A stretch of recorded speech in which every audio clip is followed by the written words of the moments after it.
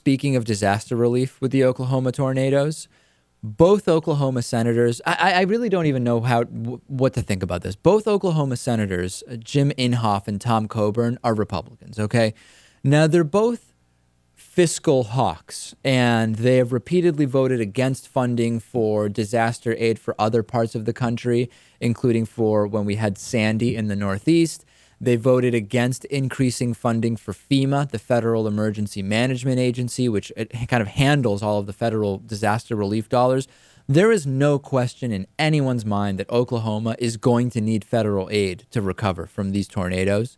And last year, Inhofe and Coburn both backed a plan to reduce disaster relief to victims of Hurricane Sandy. And they actually put out a press release a few months ago in December.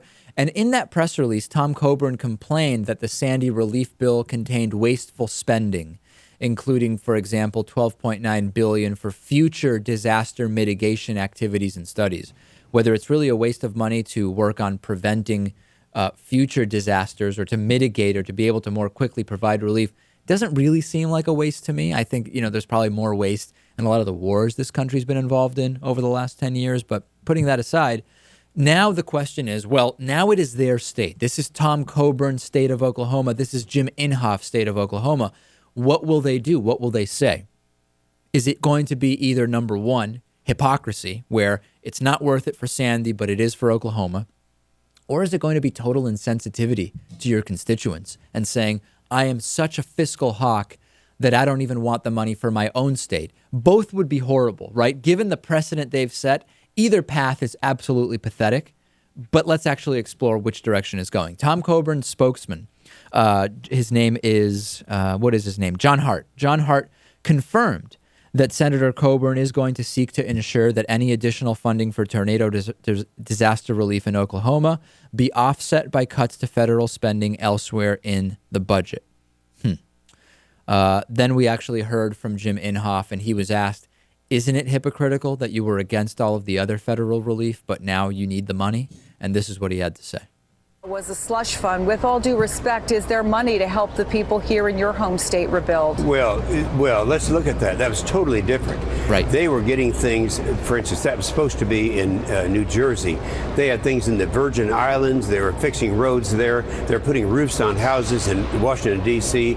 Everybody was getting in and exploiting the tragedy that took place. That won't happen in Oklahoma. Right. So he'll take the money, but it's going to be different this time because there won't be, unlike with every single bill that the Congress passes, there won't be any pork in this one. So it's totally different, and it's not hypocritical now for him to take the money because it's his home state. Because there was no damage in any state other than New Jersey, right? Either way, this is absolutely pathetic. Either, I mean, why can't we just be reasonable about this, right? Which is kind of a stupid question to ask when it comes to politics. We have a system where every action has to have an equal and opposite reaction from the so-called other side, right? And in this case, it's been Republicans going extreme right on basic things like even recognizing the government's role assisting with disasters. And now we have a situation, Natan, where these guys are both hypocritical and insensitive. Wait a second. You'll only take the money if it's offset by having Democrats agree to cut something somewhere else. Otherwise, you won't help your state. It's pathetic.